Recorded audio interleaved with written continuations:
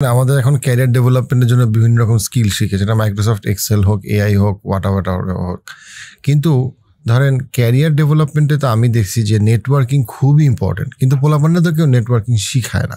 মানে আমি জেনুইনলি মনে করি যে পোলাপান আসলে নেটওয়ার্কিং পারে না।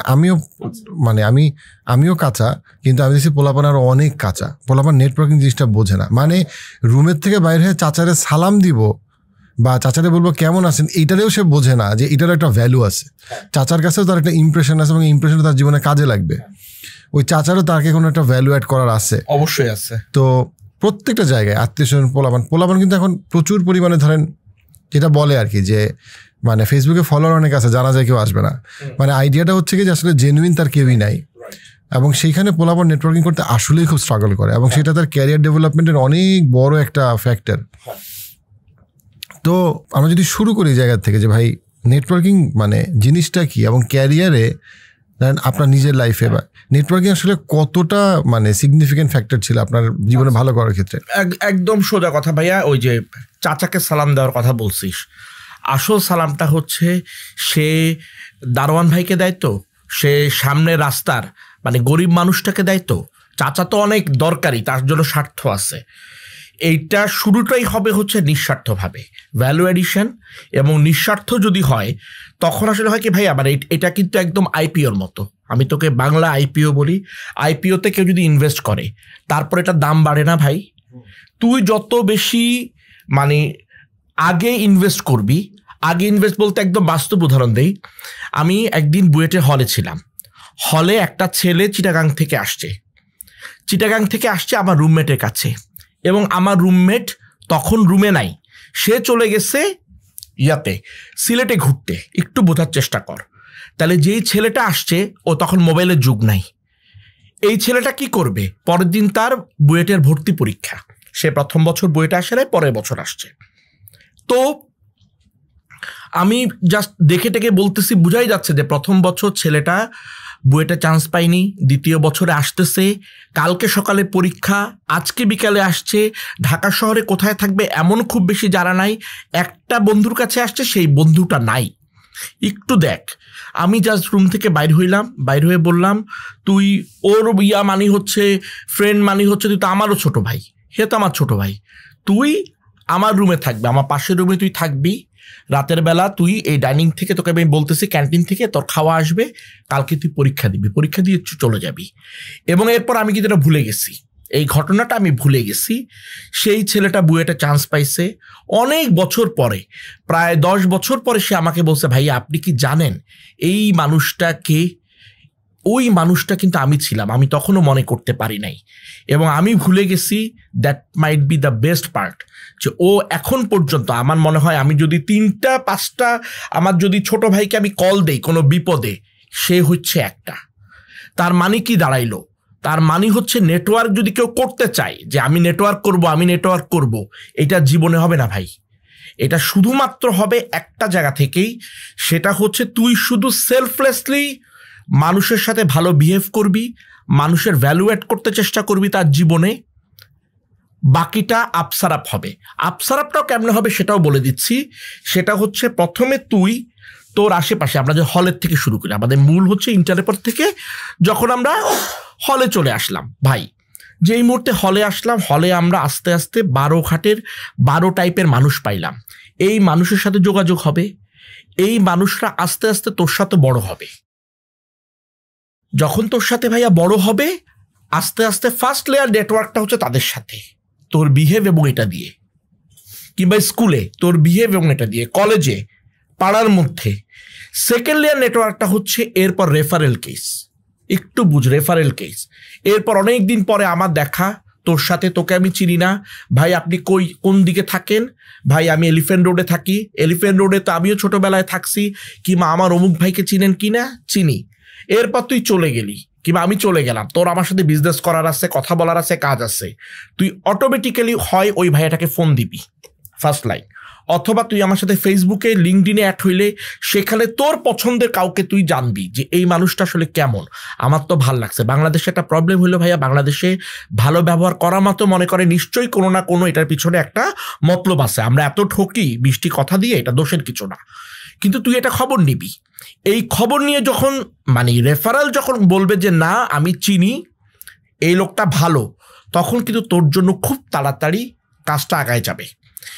আরেকটা ভয়ঙ্কর ব্যাপার এটার সাথে যোগ করতে চাচ্ছি, শুধু এই ভালোটা না, এই ভালোটার সাথে হচ্ছে আমরা যখন কাজ করতে যাই না তোর সাথে, এবার আমি ইয়াইমের ব্যবসা হয়ে গেল, ইয়াইম তোর সাথে আমি কাজ করি, কাজ করার সময় কিন্তু আবার অনেক ভুল হবে, তোরও ভুল হবে, কিন্তু এই রেফারেল আমাকে বাঁচাই দিবে।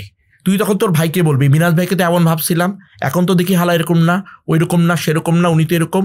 তখন উনি বলবে উনি এমন হোক কিংবা না হোক ওনার মনটা ভালো, তুই একটু ধৈর্য ধর। এই সুযোগটা আরেকজনকে তুই দিতি না, তুই আমাকে দিবি।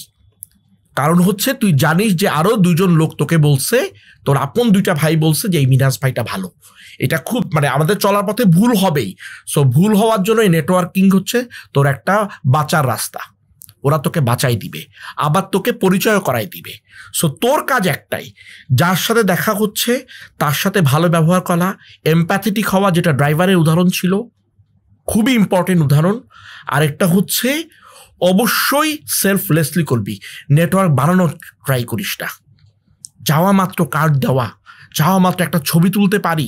এখন তো ফেসবুকে অথবা লিঙ্কডইনে পোলাপান প্রচুর নেটওয়ার্কিং করতে চায় বা চেষ্টা করে, কিন্তু করতে গিয়ে পোলাপান অনেক সময় একটা খুব বাজে ইমপ্রেশন তৈরি করে ফেলে। নেটওয়ার্ক তো হয়ই না, উল্টা মানে আরো খারাপ নামে চেনে। ব্যাপারটা অনেক ক্ষেত্রে এরকম হয়। তো পোলাপান ফেসবুক বা ইউটিউবে আসলে নেটওয়ার্কিং করতে গিয়ে কি ভুল করে? হয়তো বা তাড়াহুড়াটা করে ফেলে ভাইয়া, সত্যি কথা। যাকে আর ওই যে হাই স্পেস হ্যালো আপনি কেমন আছেন এই কথাগুলি যাকে বলছেন, ওনার তো হয়তো বা 200টা এরকম মেসেজ আছে। তাইলে ভাইয়া মেসেজটা একটু কংক্রিট হওয়া দরকার। কংক্রিট মেসেজটা খুবই জরুরি। মানে উনি যদি একটা মেসেজও পাঠায় সেটা কোনো কারণে পাঠাক, এই জন্য নয় ওনাকে তোষামোদি করে পাঠানো যে আপনার ওটা ভালো লেগেছে আর এটা হয়েছে, মানে খালি তোষামোদি। তার চাইতে বরং একটা রিয়েল একটা লাইন ও করুক যে আমি বারবার মেসেজ পাঠাবো না, কিন্তু আমি যেই মেসেজটা পাঠাবো সেই মেসেজটা রিয়েলি হবে, মানে তার মধ্যে ভ্যালু থাকবে। এবং এতটুকু আমি হয়তো ঠিক মতো বোঝাতে পারছি কিনা আমি জানি না, মানে পারছি কিনা এটা, মানে তোকে একজন পাঠালো, তুই সেই লোকটা, তোকে যদি বারবার পাঠায় হ্যালো ভাইয়া, how are you, is it right time to talk to you, এই কথাটাই তো অনেক ডেঞ্জারাস। তুই একবার তাকানোর পরে আসে না। তার চাইতে যদি বলে ভাইয়া আপনি যদি আমার মেসেজটা পড়েন, ইয়াহিয়া ভাই এই ব্যাপারটা সম্বন্ধে জানতে চাই, আপনি লিখে দেন অথবা যদি ভয়েস টেক্সটে জানান, আমি খুব খুশি হব। ঠিক আছে, এই তুই একটা জবাব দিলি, তুই বুঝে শুনে একটা জবাব দিলি। তারপরে প্রশ্নটা করে ভাইয়া আপনি অনেক ব্যস্ত থাকেন, জবাব দিচ্ছেন, আমি কি সেকেন্ড প্রশ্নটা করব, না হলে আজকে থাক আমি পরে করি। এই যে ব্যবহারটা, তার ব্যবহারের পরে কিন্তু তুই বলবি যে হ্যাঁ ভাইয়া করো, কিংবা তোর ভাল লাগলে তুই বলবি ভাইয়া আমাকে একটা ফোন কর, এই আমার নাম্বার নেই। মানে বিষয়টা হচ্ছে আস্তে আস্তে করে তার মনের মধ্যে ঢুকা। টু বি একটা মানে খুবই লেম টাইপের হতে পারে। একটা মেয়েকে যদি ইমপ্রেস করতে চাস আর যদি হঠাৎ করে বলে ফেলিস যে আমার তোমাকে ভালো লাগে, এই নাও ফুল, আমরা কবে কফি খাবো, তাহলে খুব তাড়াতাড়ি হয় না? তার চাইতে আস্তে আস্তে যদি মানুষটাকে ইমপ্রেস করা যায়, নেটওয়ার্কিংটাও তো একই রকম। তাড়াহুড়াটা না করলে মানে এটার অনেক অনেক বড় ফায়দা আছে, পজিটিভ ফায়দা আছে ভাইয়া। এই জায়গাটা আমার কাছে মনে হয় যে এই পয়েন্টটা মানে নেটওয়ার্কিংয়ে আমার কাছে মনে হয় খুবই গুরুত্বপূর্ণ। এই যুগের পোলাপান মিস করে, সেটা হচ্ছে তারা শুধুমাত্র মানে সোশ্যাল মিডিয়াতে বসে থাকে। সে রিয়েল পিপল, তার স্কুল টিচার হোক, তার মামা চাচা হোক, তার হুএভার, সে কারোর সাথে বন্ডিং তৈরি করে না, বসে না, আড্ডা দেয় না, গল্প করে না, উপদেশ শুনে না, অ্যাডভাইস দেয় না, অ্যাডভাইস দেয়ও না। এবং কিন্তু সে দিনের শেষে সব কিছু পরে 20 বছর পরে সে হুট করে একটা সিভি জমা দেয়, হুট করে সে বিজনেস করতে চায়, তখন সে কাউকেই পায় না রিয়েল সেন্সে। আশেপাশে হঠাৎ করে সে যাদেরকে পায় তারা ফেক, তখন সে ফ্রাস্ট্রেট হয়ে যখন সে মনে করে যে পৃথিবীটা আনফেয়ার। বাট পৃথিবীতে সবসময় এই যে অ্যাক্টিভ নেটওয়ার্কিং, সেই নেটওয়ার্কিংয়ের যে পার্টটা ছিল সেই পার্টটাকে সে কমপ্লিটলি মিস করে আসলে ভাইয়া। এবং শুধু তাই না, আমি তোকে আরেকটা জিনিস বলি। আমাদের হলে আমি সবসময় বুয়েটের হল দিয়ে বলতেছি, যেটা আমার নিজের প্রথম আমার বাসার বাইরে থাকা, এটা দেখে ওইখানে এসে প্রথম আমি 64 জেলার মানুষের সাথে দেখা পেলাম, আমি এডিক্টেড মানুষ পেলাম, আমি সুপার প্রেমিক মানুষ পেলাম, পলিটিক্স করে মানুষ পেলাম, প্রচণ্ড পড়াশোনা করে মানুষ পেলাম, খুব সেলফিশ টাইপের মানুষ পেলাম, খুব উদারমনা মানুষ পেলাম। মানে এই যে বলে যে 12 রকম মানুষ, এই 12 রকম মানুষ কিন্তু আমি হলে যেয়ে মানে পেলাম। এবং আমি আল্লাহ বাঁচাই দিচ্ছে যে হল লাইফটা ছিল বলে আমি অল্প সময় জানতে পারলাম। আচ্ছা, হলের তুই তো শুধু সবাই দেখে হচ্ছে স্টুডেন্ট আর টিচার, এখানে সবচেয়ে বড় গ্রুপ স্টুডেন্ট আর টিচার না, সবচেয়ে বড় গ্রুপ হচ্ছে ডাইনিং বয়, ক্যান্টিন বয়, মালি, সুইপার এবং আমাদের যারা গার্ড ভাই, এনারা এক একজনের কাছে আছে 30 থেকে 40 বছরের ডাটাবেস। হলের আমার ব্যাচমেটদের কাছে আছে আমারই মতো ডাটাবেস, আমার 4 বছর সিনিয়রের কাছে আছে 4 বছরের বড় ডাটাবেস, আমার দারোয়ান ভাইদের কাছে আছে হচ্ছে 30 থেকে 40 বছরের ডাটাবেস। ওনাদের সাথে যদি শেয়ার করা যায়, ওনারা অনেককে চিনে, অনেককে ওনারা চিনে।